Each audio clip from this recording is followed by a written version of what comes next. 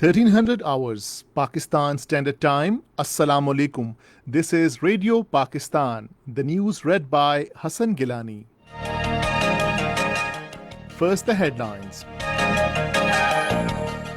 Prime Minister will virtually address the UN General Assembly session today to share Pakistan's perspective on various regional and international issues.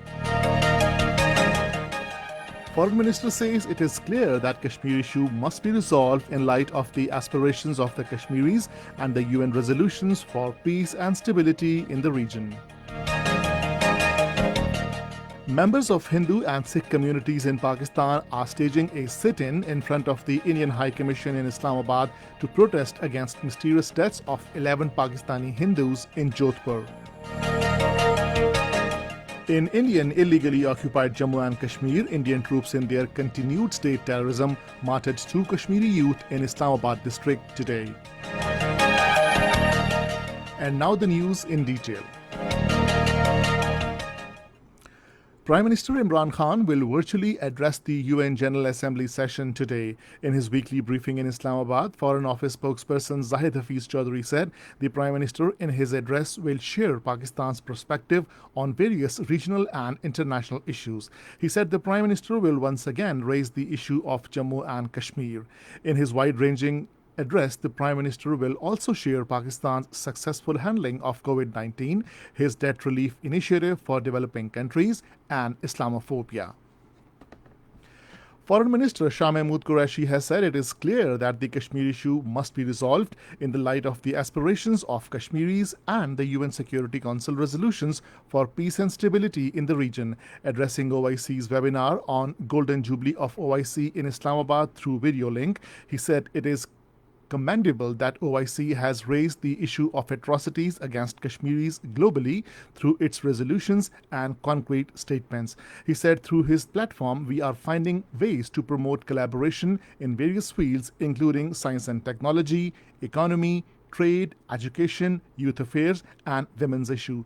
He said the hopes and aspirations of Muslim states are linked with this platform, and all these countries desire for unity and increase our presence on the world as one voice. Members of Hindu community from across the country are holding a sit-in front of the Indian High Commission in Islamabad to protest against mysterious death of 11 Pakistani Hindus in Jodhpur, India last month. A large number of Hindus led by MNA and Patron-in-Chief Pakistan Hindu Council Dr. Ramesh Kumar reached Islamabad late last night from Sindh, Khyber Pakhtunkhwa and various other parts of the country in a caravan. The participants of the sit-in chanted slogans against Indian Prime Minister Narendra Modi and the BJP government. They demanded a transparent inquiry into the tragic incident from the Indian government. They also called upon the international community to provide them justice. Federal Minister for Maritime Affairs Ali Haider Zaidi has inaugurated online portal and a website for ports and shipping wing. Speaking on the occasion in Islamabad, he said a major milestone has been achieved by the Ministry of Maritime Affairs for digitalization of data, facilitation of seafarers, manning agents and ship owners by inauguration of One Window online portal.